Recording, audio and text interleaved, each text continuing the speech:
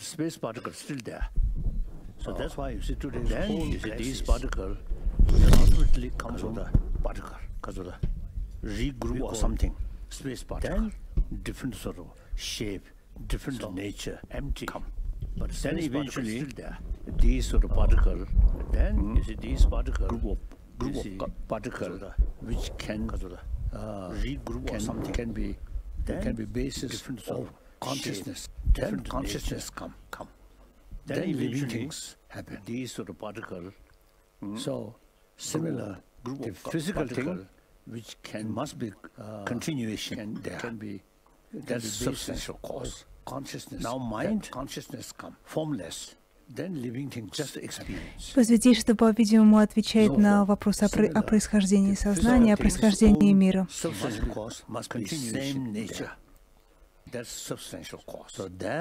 Если говорить о явлениях физической природы, материальной природы, то они происходят из своего соответствующего потока. Это субстанциональная причина. Ум же не имеет формы. Ум — это способность к постижению, способность испытывать определенные переживания. И субстанциональная причина здесь должна быть той же природы. Вот почему мы именно так объясняем, что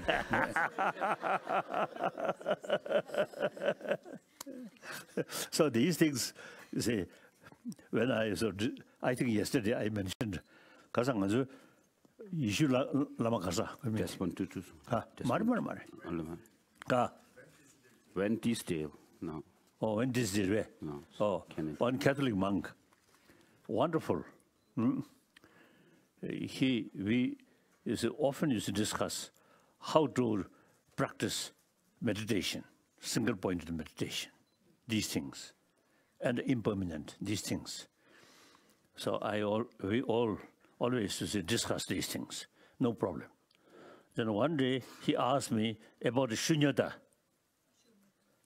emptiness.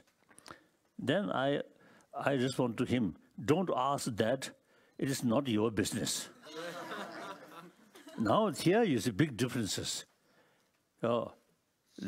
From Buddhist viewpoint, everything interdependent.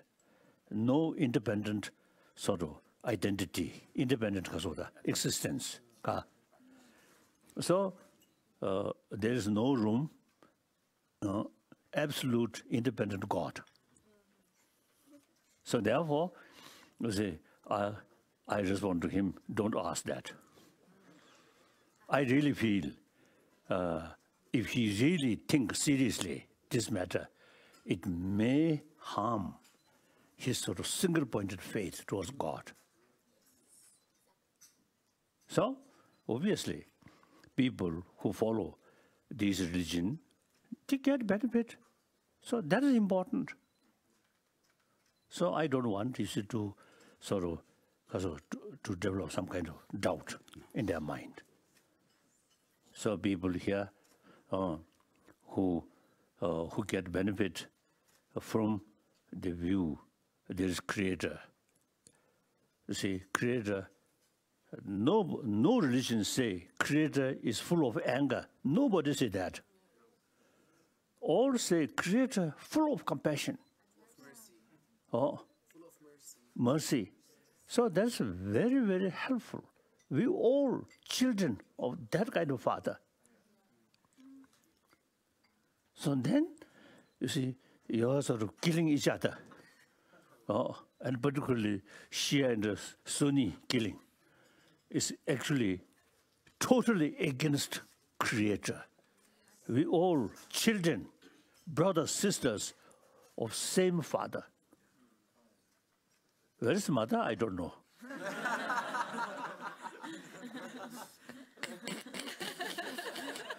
God usually, oh yes, God usually we say Father, isn't it? Father. Yeah. Oh, I think that also, I think the old society, male dominance. So that, you see, also influence in religious field. God consider Father. Nowadays, I think we may say God female. More compassion. Okay. We will now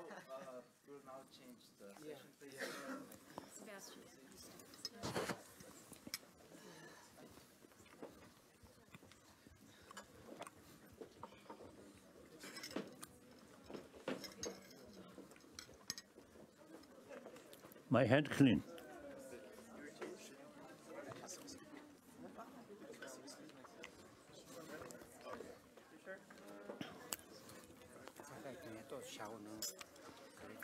다 그렇게 고추는 내 출동사다. 가래. 자다가.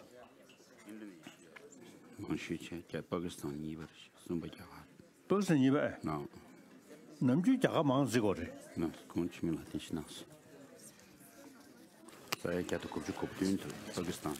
지금 이시지. Que agora sai que tu tem muito.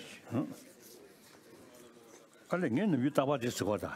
니 돈 죽지 지시디나. Calden. 천지 텐션다.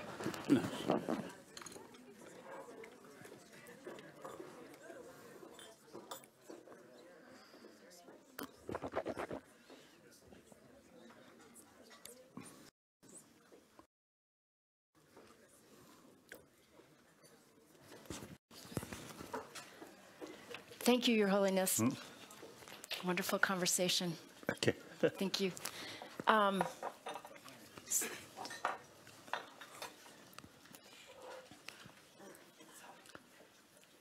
tase bhagavato arahato samya sambuddhase.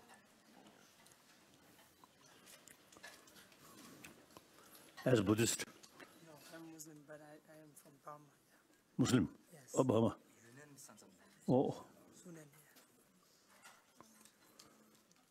This sad situation in Burma. One time, the first this event happened, I was in Washington. The Time magazine, one cover story, one Buddhist monk, picture, one Buddhist monk, described Buddhist terrorist. I feel very uncomfortable. So they are acting like terrorists, but still carry the name Buddhist. So some, my Muslim friends say, any sort of person who come from Muslim community, as soon as committed terrorism, then reality no longer Muslim. Wonderful. Similarly, one person from Buddhist family, once is touch involve terrorist act, no longer Buddhist. So same. Thank you.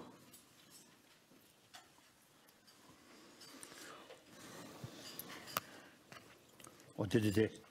Your Holiness, we at tea we were talking about quantum physics, and at tea we were talking about quantum physics, and one of the things that has been made possible by quantum physics is technology, and so I want to ask Sebastian if he'd like to bring us into that realm.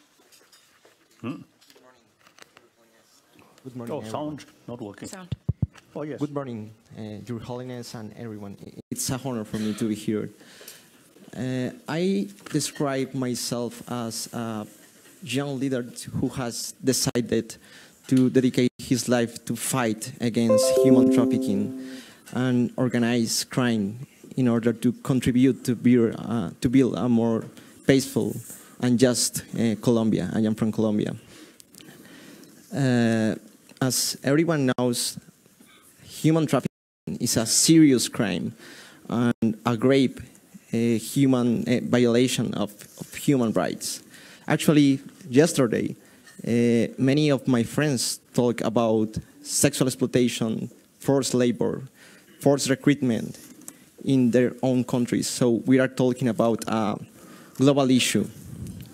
What I do in Colombia with my colleagues is prevent human trafficking in young population by the design, development, and implementation of innovative tools, methodologies, and technologies that help us to face the challenges that...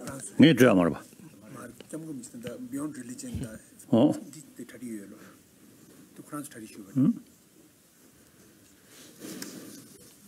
Yeah, that help us to face the challenges. I would like to show you.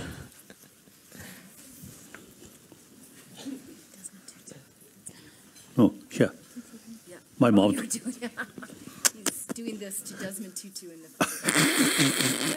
When he, in spite of his age, he came to Dharamsala about 3 days or talk. So I went to airport, Kangra airport, and when he come out, you see his plane, and I went, and then the first way to welcome him.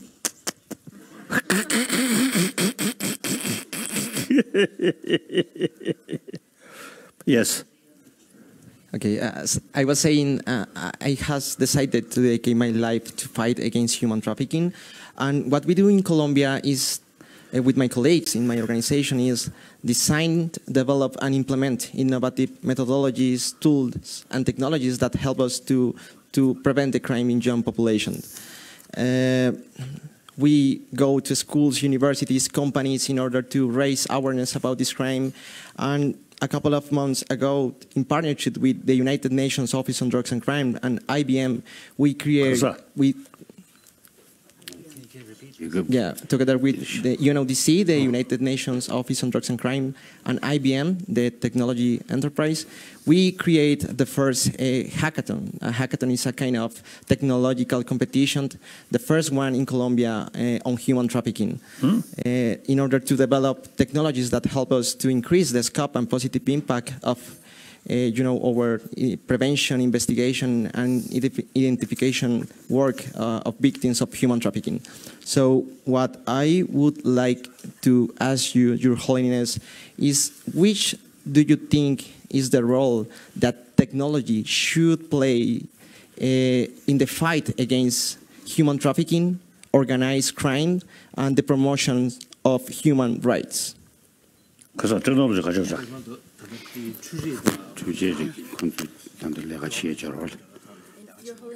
like to ask Sharif to come in as well, because there's another, not just organized crime, but other groups also use technologies. Yes. Sometimes. Thank you, Nancy. Your Holiness, thank you very much for your time. It's really a great honor to be here. I'm Sharif from Afghanistan. I'm coming from a country that more than half of our population are youth, but these youth are so much vulnerable to extremism. When I had 8 years, we moved because of extremism, violence, and discrimination from the north of Afghanistan to Kabul. Back then, when I was going to school, I remember the only thing that we had in our classrooms was only a blackboard and a chalk, but no roof and no walls. Sometimes I had to bear... What do you mean? Yes? Sometimes I had to bear the hunger and save that money to later on spend it on my education. And that was done when I graduated. I decided to dedicate my life and work on eradicating extremism. So now I work with youth in Afghanistan to make them more open and more tolerant and to build a resilience. So, Your Holiness, I would like to learn from your experience that what are the main drivers of extremism in young people? Thank you. Basically, I think lack of knowledge. only, you see, to think your own area surrounding. And then sometimes, you see, as yesterday I mentioned, sometimes, you see, the concept of one religion, one truth.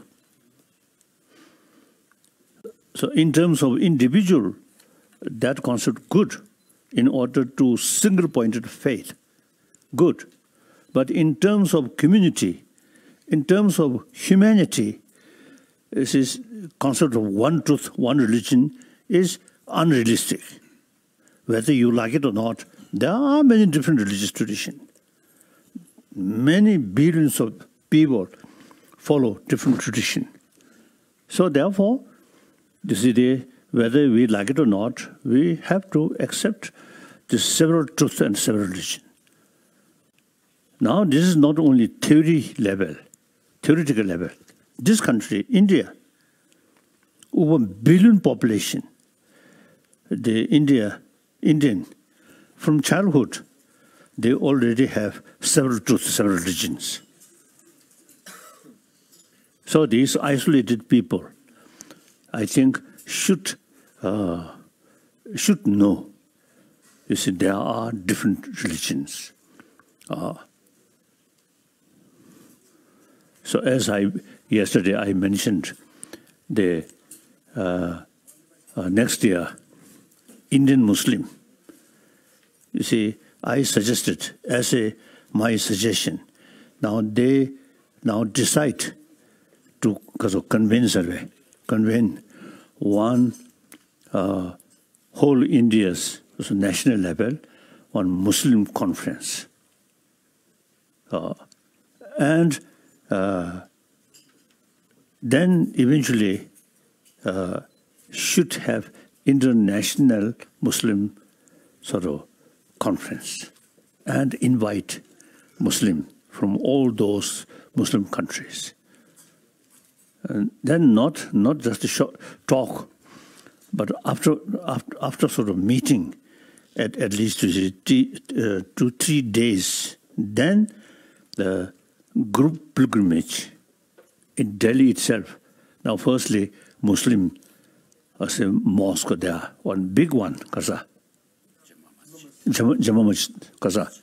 Jama Masjid. So my sort of story. One day I visited a small Muslim conference in Delhi. Then after that we all went to Jama Masjid Sarve. And I also wear the white hat. And then with other Muslim, pray to Allah. So that next day, in many Indian newspaper, you see, carry a picture of that. So Hindu fundamentalist may feel uncomfortable, I felt, but the very, very positive sort of, the report, positive sort of reaction, like that. So that's India. Then I often used to telling people, from ancient sort of the Pars, because of the Iran, Parsi, Persia. You see, before Islam come there, when Islam come, this is some persecution. The Zorazuddin, that's ancient Iran sort of tradition. Then there many of them escaped to India, now settled in Bombay. Now their population less than 100,000, very small. Among the Indian Christians, Indian Hindus, millions of Hindus or Christian and Muslim, that Zorazuddin community very small, but no fear. They carry their own sort of puja, fire puja or something like that. So that's India, less than 100,000, no fear. So therefore, once you see, I feel after sort of meeting, then should take pilgrimage, Jama Masjid, then Kasati, Senegal, in Delhi, and then Hindu temple, then Jain temple, and Buddhist temple, and temple Guru, Gurdwara. You see, there, in one city, all major were religious sort of temple there, no problem. So then, I think physically, you see, the delegation who come from different Muslim country. I suggest the Indian government, since many years, India should organize international religious conference. Then leaders of these different traditions, including Pope, if government of India organize, certainly, you see, Pope come. Then the Protestant Kasachut, the Church of England, No. the Archbishop certainly come. Then Russian Orthodox certainly come. Some, the Muslim, the Orthodox from Iran, from Iraq, and some other sort of Muslim country, certainly come. Government of India extend invitation. Then, at the beginning, some nice sort of speech. Then the second level of because of the leader of these different religious tradition, spent 2-3 days discuss how to solve these conflicts in the name of religion. Then you see that group, you see, should carry some kind of pilgrimage to all these, and you see, 1956 government of India special arrangement, train arrangement. We visit all Buddhist sites, Bodh Gaya, Sanchi, Rajagiri, and all these, something like that. Visit different places or holy places. I think that may may develop some sort of new sort of understanding or experience. But now I think more than 50 years passed, nothing happened. So now, and I think December way. This is not of course, not public. Is there a role for technology in No. Wait. I think the December.